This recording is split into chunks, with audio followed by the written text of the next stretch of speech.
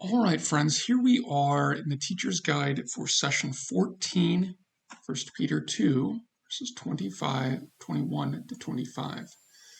We have the familiar question, summarize the text in your own words. This is the conclusion to what we've been working on for the last 3 sessions.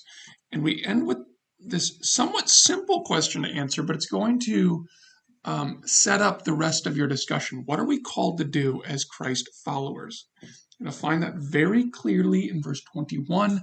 We are called to suffer injustice and to display good works to those who don't deserve it, so that they, the people around us, masters, government officials, neighbors, can see the glory of God.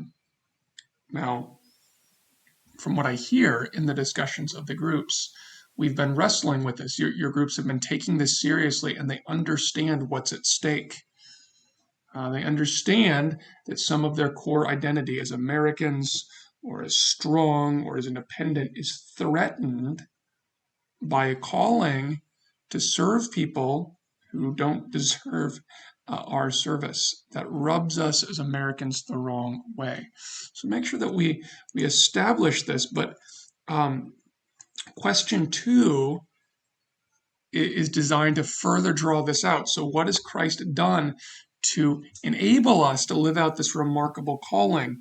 And you're going to find that through the rest of the text. We are told that Christ, through his sacrifice, allowed us to die to sin. So the tendency towards revenge, the tendency to make much of ourselves, the tendency for our own glory, all of that has been smothered in humility and commitment to righteousness, to doing the right thing, to people seeing the Father through our lives. And so we gladly put aside a selfish life of trying to make ourselves look great for the eternal significance of making God look great, even at our own personal expense.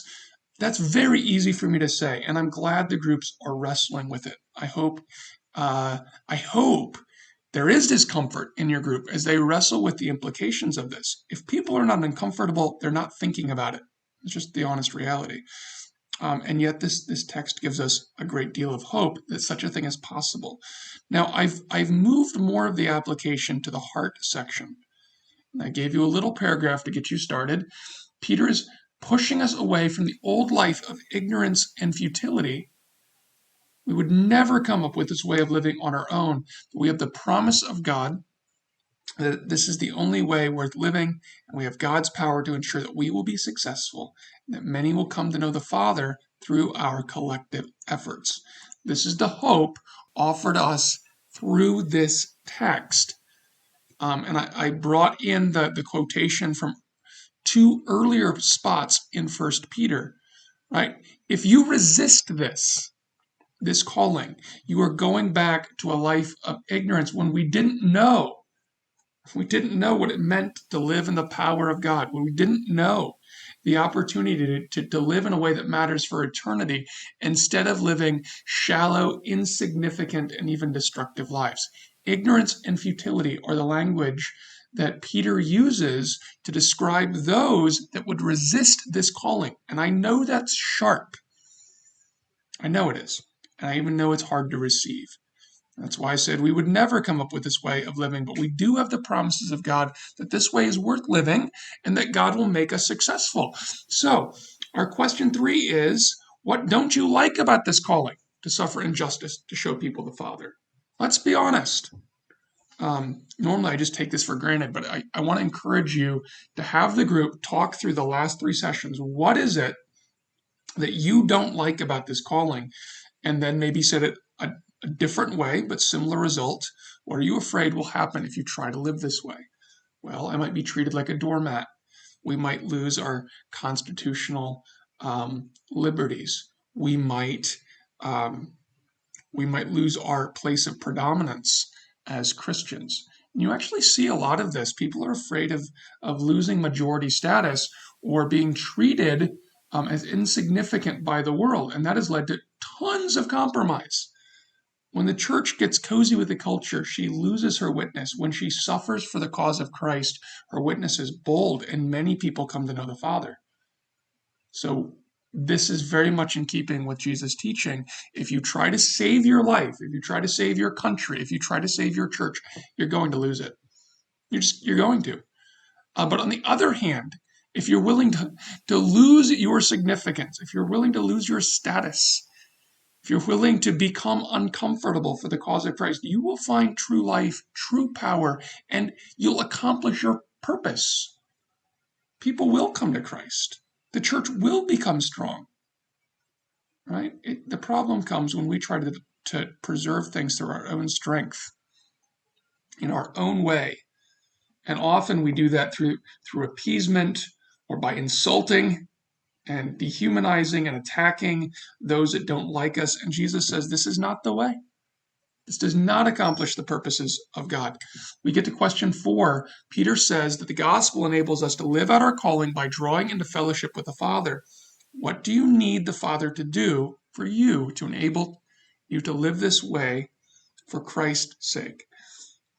And so you can see the flow of thought here. Question 3 says, okay, let's put on the table the things we're afraid of, the things that we think will happen, the reason we don't like God's way. And what God offers to us to walk this impossible calling is his own presence as the shepherd of our soul, as our counselor, as our overseer, who will protect us from all those things that we are afraid of and will provide the things that we think we will lose. But if I'm honest, and I'm speaking of myself and probably your group members, we don't have a strong enough relationship with God to embolden this kind of courage. So let's talk about what would we need to remember in the next week? How would we need to walk with God? How would our prayer life need to change? What would we need to memorize or keep before us? And I'm not just talking about reading 3 chapters of the Bible every day. Maybe we would need to write out cards or keep something in front of us so that we're constantly reminded of this truth when in the emotional moments we're mistreated. This is where the rubber meets the road on this study. So I hope you land here and have a good discussion. Last question, why is the Spirit revealing these things to me today? I like this question. What's coming up? What's coming our way next week? And then make a plan. Right? Make a plan. How do you need to strengthen your relationship with the Father to enable you to live out your calling? What do we need to do to make this work? All right. So we want to figure that out and make a plan, talk together, learn from somebody else's plan, and go forward in a new week, watching what God's going to do through what he's teaching us. Hope you have a great discussion, guys. Look forward to joining you next session.